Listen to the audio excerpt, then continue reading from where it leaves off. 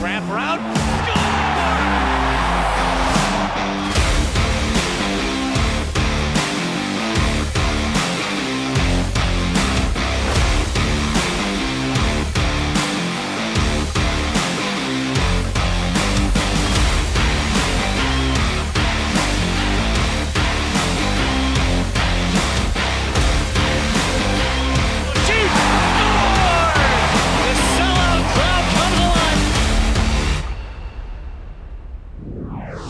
Hello and welcome to another edition of Gulls All Access.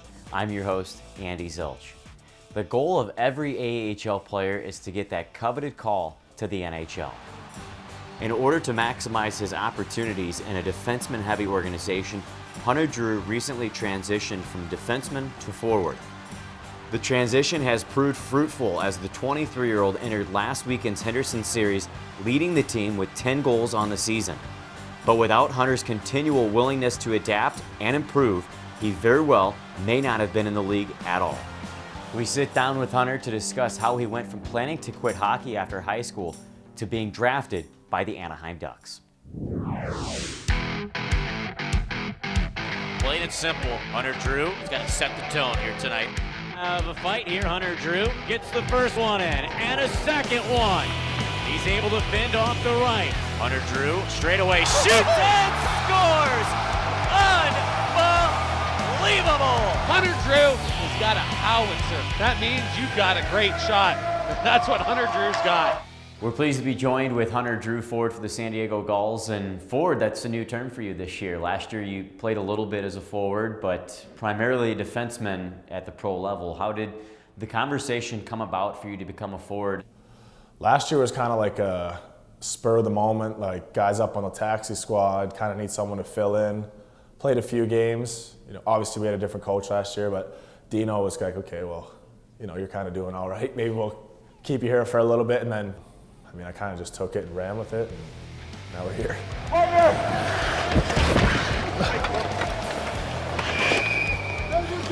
We're good. All right. What sparked your interests in hockey, like going back to the early years? Obviously Kingston, Ontario native, probably just Leafs madness. Is that what drew you to the sport? I have an older brother who's 2 years older than me, and he started playing hockey, and then I also have a twin brother, so my parents said, well, I'll put these two in there. And then, I guess the three of us have just played for forever. Did you ever get thrown in net when you were playing with your brothers? My twin brother was actually a goalie, so I'm fortunate enough to not have to battle through that. He's a little crazier than me, I guess, but no, I didn't have to do that, so that's good. Is there any NHL player that you kind of grew a shine to growing up? I was a big Sidney Crosby bandwagon kind of guy, so, I obviously don't play anything like him, but when you're younger, it's fun to watch someone like that control the game and lead the way that he did.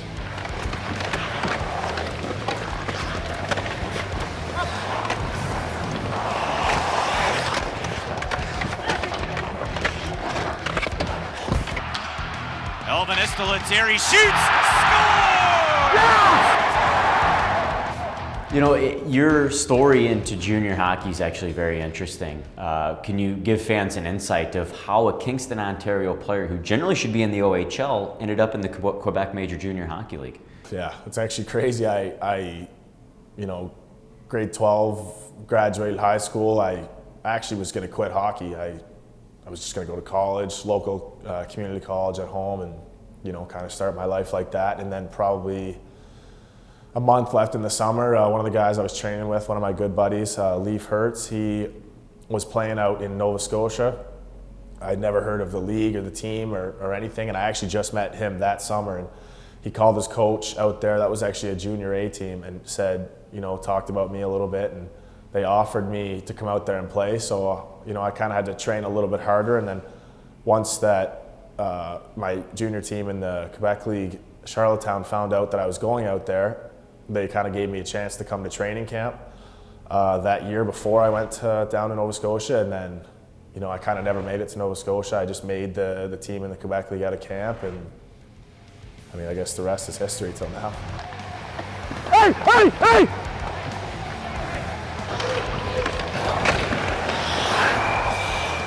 I wound up a little, I should have just ripped it. Their D came over pretty quick though. The first year compared to the second year, and obviously I didn't watch you then, but statistically you had strides improvement. What worked for you in that second year in the Q? I think for me it was just the off season. You know, one thing, an easy way to get on the ice more is shooting goalie ice. I think that kind of teaches you, you know, you learn from a goalie side of things, like what are they doing to stop the puck? So you learn as a player, like what do I have to do to score? What do I have to do to put my teammates in a position to score? So I'm grateful for all those opportunities. You know, goalies would always find out that I'd love shoot, so they'd be calling me to come out, and eventually you're just getting on the ice every day and you're working out every day, and I mean, you kind of just become a better skater. You become, you know, you shoot the puck a lot better, your hands get better, so everything kind of gradually comes together. And then I'm obviously a little bit different. My second year was at 19, so I was just genetically a little bit bigger and stronger than guys, so I kind of used that as part of my game and just grew from there. Not only were you producing points, but you were the most penalized player in the Q too. What do you think of that when someone tells you that? I think it's hilarious. I love that. I like getting in the mix a little bit and getting gritty and creating space for not just myself, but for my teammates. And yeah, I really enjoy that. And now to catch you up on our recent Gulls and Gulls grad success. Isaac Lundestrom came out of the All-Star break red hot, scoring 2 goals against the Seattle Kraken on February 11th. Isaac added another goal in their following game against the Calgary Flames. And in and scoring shorthanded is Isaac Lundestrom, his 4th shorthanded goal of the year. Trevor Zegras continues his push for the NHL Rookie of the Year as he notched his 13th goal of the season against the Edmonton Oilers on February 17th. And a little spin of the stick for Trevor Zegras, like that was nothing. Lastly, Troy Terry tallied his 26th goal in a 7-3 win in Vancouver on February 19th. And he notched his 27th goal against the Kings on February 25th. Also, a couple of Gulls milestones to acknowledge. On February 25th, Gulls captain Greg Pattern played in his 200th career AHL game in a win against the Henderson Silver Knights. That win also marked the 100th career AHL win for head coach Joel Bouchard. Gulls goaltender Luke Ashto-Stahl stopped 27 of 29 shots on Friday for his 10th win of the season and moved into sole possession of second place on the team's all-time win list with his 25th career victory. Lucas Dostal with another one. I can't believe what I'm watching right now. On Saturday, Dostal recorded his first AHL shutout, becoming the youngest Gulls goaltender to achieve that feat. Because of the stellar play over the weekend, notching 2 wins in 2 games and a save percentage of 96.4, Dostal was recognized as the AHL Player of the Week on Monday.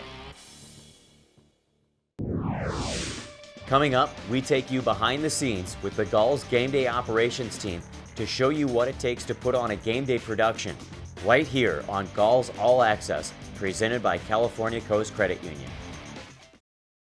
Join Gulliver and the Gulls girls at the Dana on Mission Bay for an official watch party this Saturday, March 5th at 6:05 p.m.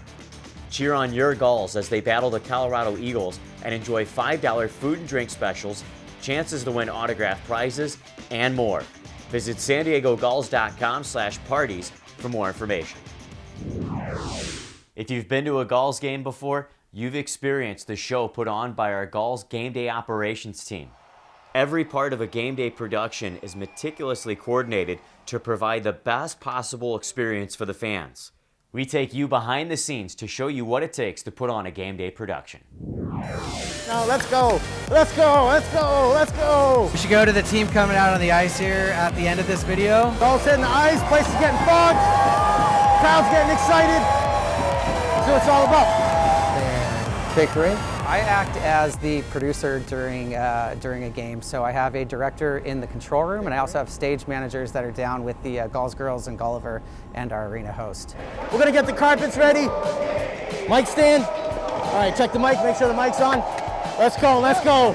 Our job here is to make sure that our fans are having a good time, and part of that is during the TV timeouts, we will have different games and stuff that we do for the fans, so we'll pick contestants, and we make sure that we have all those props, make sure all the t-shirts are rolled, make sure all the banners are laid out, make sure that the hose is ready for the chuck of pucks, so we can clean up all those pucks. So any behind the scenes stuff the stage managers and assistant stage managers will come in and take care of all that before game. Hey, nice job. Great job, guys. Let's go. Yeah, Ralph, you're doing a heck of a job. I like it when we're winning. This is fun. Make sure we're dotting the I's and crossing the T's. We're all in sync on game day. I mean, we've got headsets all around the arena here. I've got a headset, our producer has a headset, our director. So all the video and audio elements are tied together. All right, guys, here we go. Standby camera 4. And track it, roll it. We're on headset with, of course, the other camera people, the audio operator, guys playing music, of course, the producer, Dave. So that communication is integral to providing the fans with a good show up on the board. As visually important as watching the hockey is, it's also important to be listening. So I've got to be ready with something every whistle. I think music is very important to keep the energy up. You know, it's real reciprocal. You know, I kind of got to tailor the crowd. There might be a Star Wars night or some other theme night, right, where I'll play some more music geared towards that crowd. Friday nights, we've got a real boisterous crowd. We've got the $2 Bud Lights. I mean, everybody's in a good mood, so I'll really try to pump up the energy. Putting on a good show a lot of times has to do with the crowd as much as us. An enthusiastic crowd makes for great shots. If they're decked out in costumes and are having a good time with what we're doing up on the board, that makes for a great show for other fans in the arena as well. Go ahead and take us live. Go, Callan. Your San Diego Gulls! So in game, I'm talking to two sets of people. I'm talking to Dave, I'm talking to Pat, I'm talking to the entire game entertainment team, but also talking to the officiating crew who's on ice and also the off-ice team. 5-1-7 for the next break, 5-1-7. 1 minute remaining in the second period. So we're in constant communication, so either I'm talking to the production team or I'm talking to the off-ice officiating crew in regards to getting the goals or the penalties or all the information from the game, but also trying as well to make sure I'm paying attention to the game entertainment side though, with promotions and all the big reads we have to read about, sponsors and upcoming home games. So it's just part of the position is being able to multitask and kind of work in that pressure compacted situation. San Diego go! I'm in charge of maintaining the ice crew to make sure that we do all our routes at every game. So we go 3 times a period, every period. We want to make sure that we cover the entire surface and make sure that every little pile of snow or any, blood splatter on the ice is taken care of and smooth and ready to skate on. It's a lot of getting to go up in the stands and really be part of the game and be part of the excitement. We do everything from games to giveaways to chuck a puck on ice, which is always so much fun. I would say my job is mostly about the fans and making sure that everybody's having a good time. I love working for the San Diego Gulls. The Samueli family has allowed us to come into San Diego and bring hockey to the masses. Gulls fans are known across the league for filling the barn, and we put on a great game, a fun game, and I really want to just be known as a place that San Diegans can come and let loose and have a good time. The best part about these games is that the fans, America's finest fans, have the best experience possible, whether it's from the team on the ice or it's those of us working behind the scenes to make sure that their game experience is the best in the entire AHL. That's it. That's how we do it. Let's go.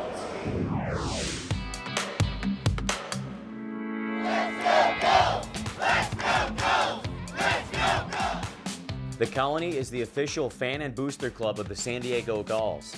So this is a Colony road trip. Colony started out as a road trip group, and then we went into also community events where we actually serve the community. And now it's the official booster club, the San Diego Gulls. The Colony and its members recently hit the road in an organized road trip to cheer on the Gulls in Ontario. Enemy territory, we have arrived. We couldn't really turn down, a chance to go up here and kind of just represent our team and, like Mike was saying, just pull home a victory. That'd be really nice. I know they hate it when we come in because we come in loud and proud, and we don't hesitate to show how much we are behind our goals, and sometimes we actually take over the arena because of it.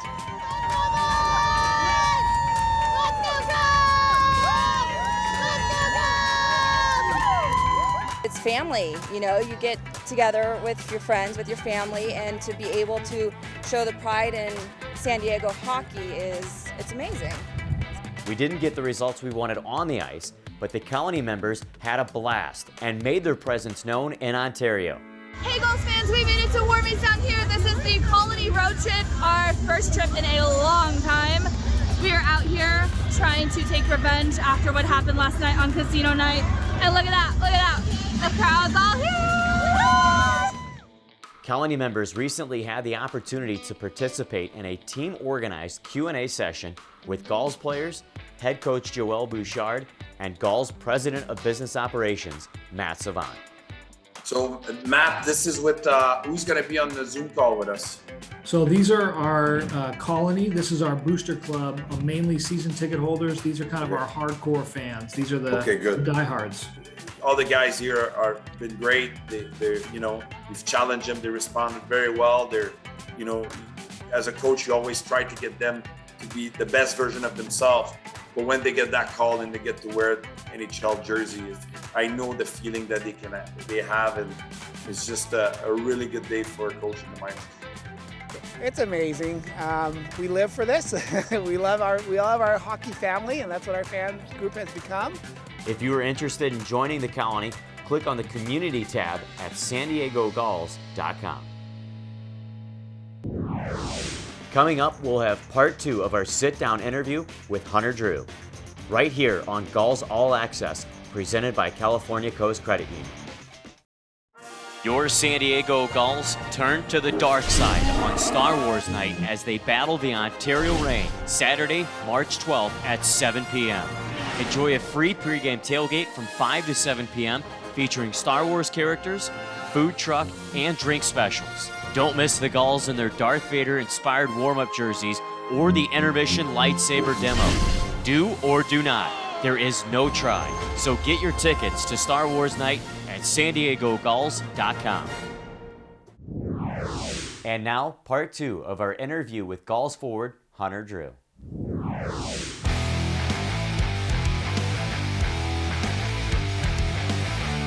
Transition in, Drew shoots and scores! Hunter Drew is the first San Diego Gull to hit double digits in goals. He leads the team. You just talked about giving up and not even thinking about hockey, and then you're drafted by the Ducks. What do you remember about that day? Not much. I mean, I was actually golfing in the morning. Just with a couple buddies. My dad was golfing too. He wasn't even home. We were at different courses, and I came home and fell asleep. I remember my mom and my uncle were in the living room, and I just woke up to a phone call from my agent, kind of half asleep, and then he told me the news, and I was obviously woke up pretty quick and ran downstairs, told my mom and obviously my uncle that was there, and then within 5 minutes my dad came home from golf, and I don't know, all day people are knocking on my door and calling me and texting me, and it was awesome. A lot of support from my town, and people who watched me kind of overcome a lot of things and go through a lot of adversity, and to this day they still support me, so I appreciate them. Last season you started in Slovakia. What drew you to play over there? Was it just an opportunity to get games while we were still fighting COVID over here? Yeah, it was kind of something I talked about with my agent, just saying, what can I do? COVID, I couldn't even skate at home. I couldn't even go to the gym. Like in Ontario, we were locked right down. So any opportunity that I had to kind of get out and go somewhere was nice. And then my agent called me and said, he had a team in Slovakia and you can go over and play. Weird, one of my best buddies from back home also plays in the American League. We actually went over together, so it was pretty comforting kind of knowing that I had someone from back home going into a random country, you don't know anyone. And yeah, I got, I think 20 games in there. That was big for my development to go over there. And the ice is a lot bigger, so I think it improved my skating a little bit and helped me realize, I have a little more time on the ice than I thought, and kind of work out a lot of kinks. I learned a lot over there, and I think everything that I took over there and tried to kind of implement into my game last year and obviously coming into this year. So, what do you like to be known for on the ice when teams are playing you and the Ontario Reign or the Colorado Eagles are talking about the team of the Gulls and they talk about Hunter Drew? What do you want the coaches and the other team to look at you as? I think, now that I'm a forward, I think power forward would be the term that, I would kind of use to describe myself, and I hope other teams are, kind of saying the same thing. I'm not necessarily out there to score goals or create offensively. It's kind of more of a bonus. I think for me, if I can just get out there and create space, I want to, have defensemen, if my line mates dump the puck in or I dump the puck in, I want people to be second guessing when I'm coming on the forecheck and know that I'm coming and I'm going to be heavy, and obviously try and produce offensively and add that part to my game. So far, you're only 23 years old, but as you look back at your hockey career, we can talk about junior, whatever the case may be. What is your greatest hockey achievement to this point? I guess I'd have to say getting drafted. Like I said, going from almost quitting hockey and then, a year and a half later, kind of hearing your name called in the NHL draft's a huge moment. And obviously, the goal is to play in the NHL, and I'm not there yet, but every day that's, what I'm working towards. And I think that's kind of really when you feel like you've made it, obviously, is when you get there, and that's what I'm striving towards. But to get drafted, I think, is basically the first, kind of step in that direction, and I've kind of just been going from there.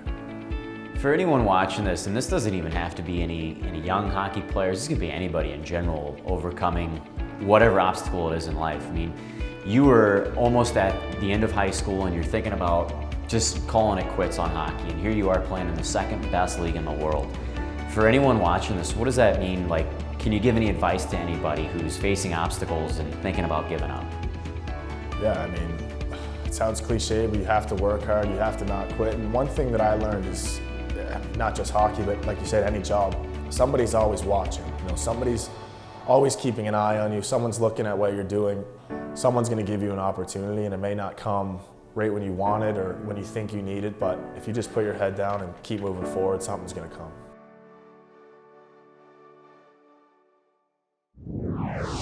That wraps up this show. Join us next time as we take a deeper look into the impact of the Olympics within the San Diego community and with former Gulls. For the cast and crew, my name is Andy Zilch. Thanks for watching Gulls All Access.